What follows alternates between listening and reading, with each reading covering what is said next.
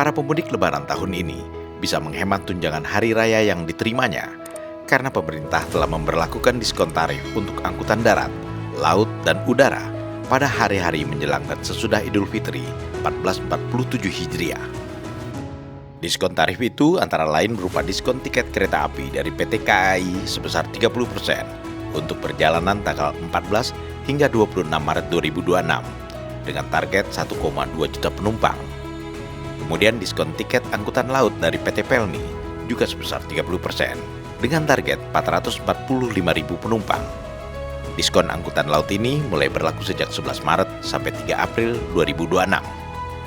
Diskon tarif terbesar diberlakukan untuk angkutan penyeberangan dari ASDP atau kapal feri, yakni sebesar 100%. Diskon tarif tersebut mulai berlaku pada tanggal 12 hingga 31 Maret 2026 dengan target 945.000 unit kendaraan dan 2,4 juta penumpang. Sementara untuk angkutan udara, diskon tarifnya berkisar antara 17 hingga 18%. Diskon tarif angkutan udara ini hanya berlaku untuk kelas ekonomi dan perjalanan dalam negeri, mulai tanggal 14 sampai 29 Maret 2026 dengan target 3,3 juta penumpang. Total anggaran untuk diskon tarif transportasi ini nilainya mencapai 911,16 miliar rupiah yang berasal dari APBN dan non-APBN. Dan ini merupakan bagian dari stimulus ekonomi pemerintah dalam rangka Hari Libur Idul Fitri 1447 Hijriah yang merupakan hari libur besar nasional. Stimulus ekonomi ini diumumkan Menteri Koordinator Bidang Perekonomian Airlangga Hartarto bersama sejumlah Menteri Kabinet Merah Putih di Stasiun Gambir Jakarta 10 Februari 2026.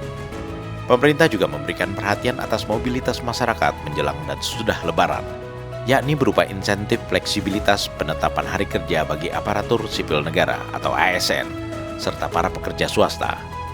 Insentif ini diberikan untuk mengoptimalkan mobilitas masyarakat dalam merencanakan perjalanan selama hari libur.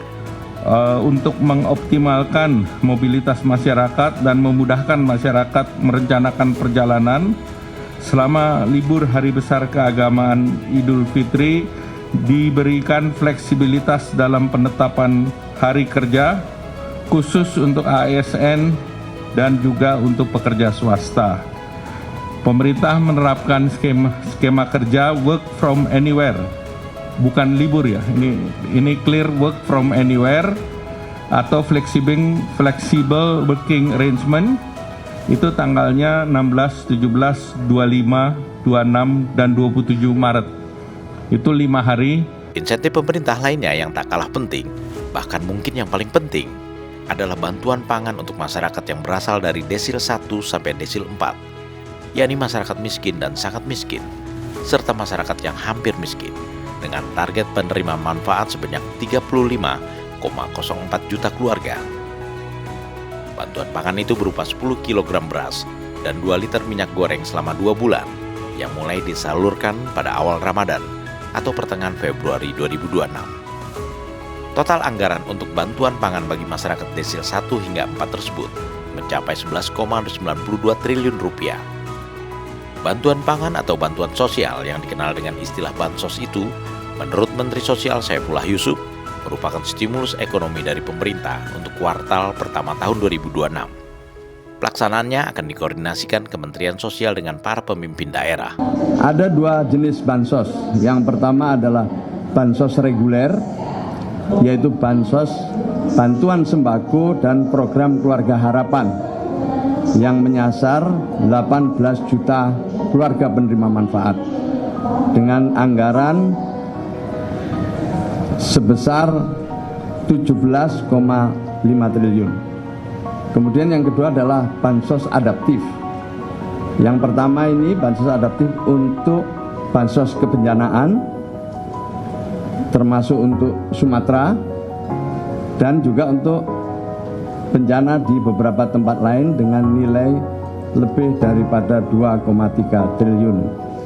Lalu yang berikutnya dalam anggaran kami juga untuk bansos yang sifatnya atensi atau asistensi rehabilitasi sosial.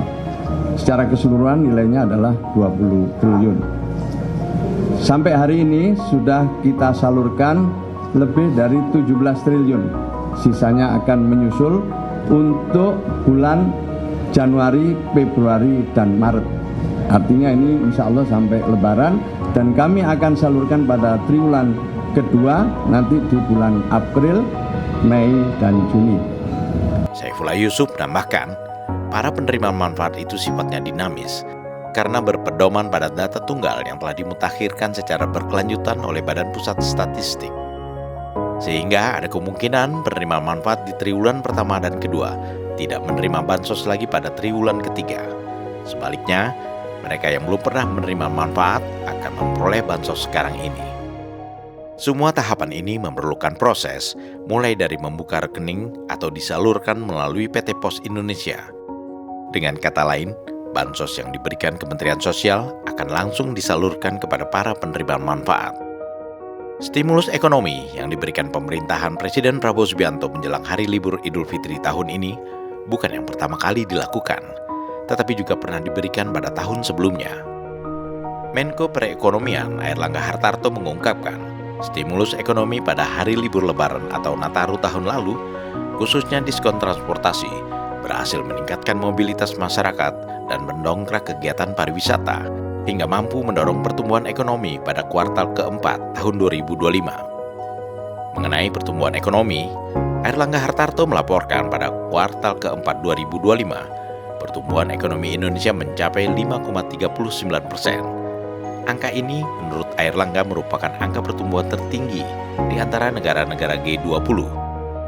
Pertumbuhan tahunan juga sangat baik, yakni sekitar 5,11%. Hal ini disampaikan Airlangga usai menghadiri rapat terbatas Kabinet Merah Putih yang dipimpin oleh Presiden Prabowo Subianto di Istana Negara. Yang pertama tentu pertumbuhan ekonomi kita di kuartal keempat 5,39% itu yang tertinggi di negara-negara G20. Dan kemudian pertumbuhan 5,11 secara year on year ini juga sangat baik.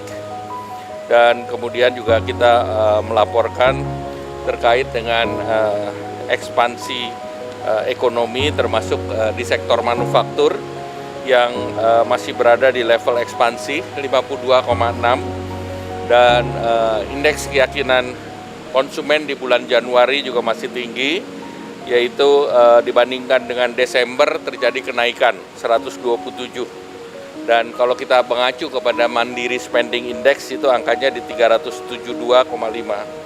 Stimulus ekonomi yang diberikan sebagai insentif pemerintah kepada masyarakat tanpa terasa ikut mendorong pertumbuhan ekonomi makro secara nasional. Sehingga hal ini bisa disebut sebagai simbiosis mutualisme atau hubungan saling menguntungkan. Di satu sisi, insentif tersebut meringankan masyarakat, dan di sisi lain, perekonomian pun tumbuh positif. Kondisi ini tentunya menambah optimisme dan keyakinan masyarakat terhadap pemerintah. Seperti yang ditunjukkan hasil survei Indikator Politik Indonesia yang mencatat tingkat kepuasan masyarakat terhadap kepemimpinan Presiden Prabowo yang nyaris mencapai 80%. Tepatnya sebanyak 79,9 responden yang disurvei Indikator Politik Indonesia menyatakan puas atas kinerja Prabowo selama 17 bulan memerintah. Menurut Burhanuddin Muhtadi, founder dan peneliti utama lembaga survei Indikator Politik Indonesia, tingkat kepuasan masyarakat tersebut sangat tinggi untuk ukuran approval rating seorang presiden.